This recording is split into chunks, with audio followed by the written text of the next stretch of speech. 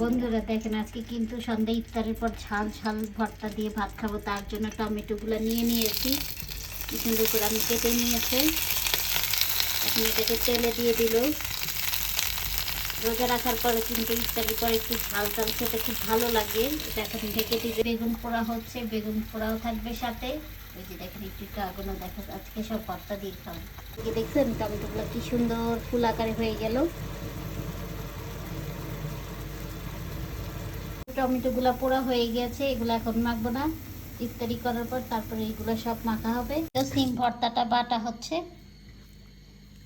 একমাত্র তো মায়েরাই পারে রোজা রমজানের সময় সন্তানের সব প্রিয় খাবারগুলো তৈরি করতে। কি সুন্দর করে আম্মু বেটে ফেলতেছে।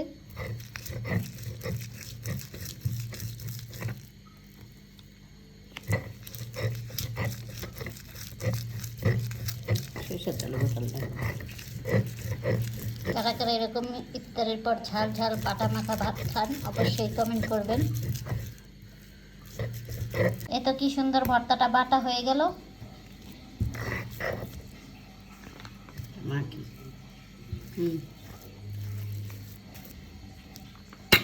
এটাকে আমি একটু মেখে নিচ্ছে।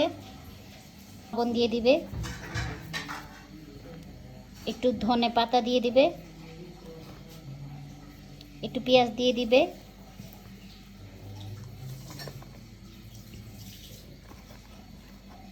এখন একটু খাঁটি সরিষার তেল দিয়ে মাখা দিবে। এই ভর্তাটা যে খেতে কত মজা।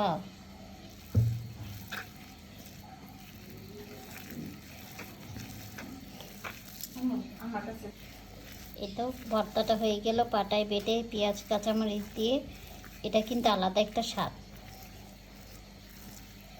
একটা প্লেটে উঠিয়ে নেবে সুন্দর করে।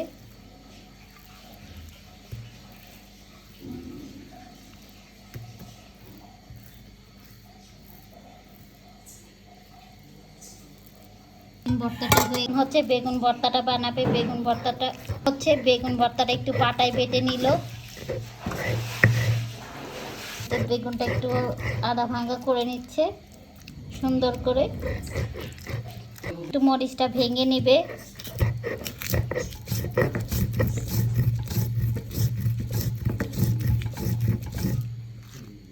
পেঁয়াজ নিয়ে নিল, ধনে পাতা নিয়ে নেবে।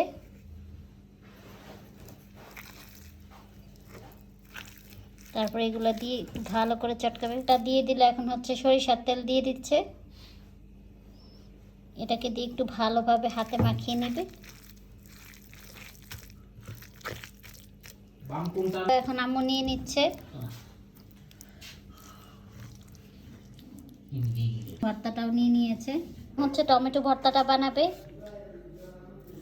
তার জন্য এগুলোকে একটু ভেঙে নেবে পুঁতা দিয়ে। ধনে পাতা দিয়ে দিবে, দিয়ে দিল।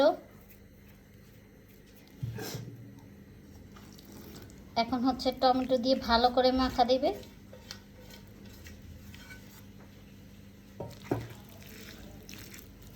সরিষার তেল দিয়ে দিচ্ছে।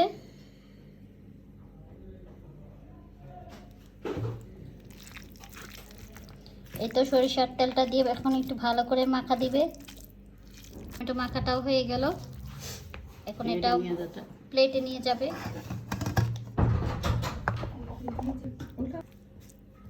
এই তো এটাও প্লেটে নিয়ে নেওয়া হয়েছে।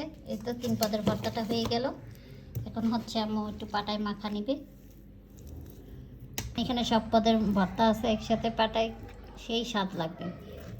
তো যারা যারা খেতে চান চলে আসেন। বিসমিল্লাহ।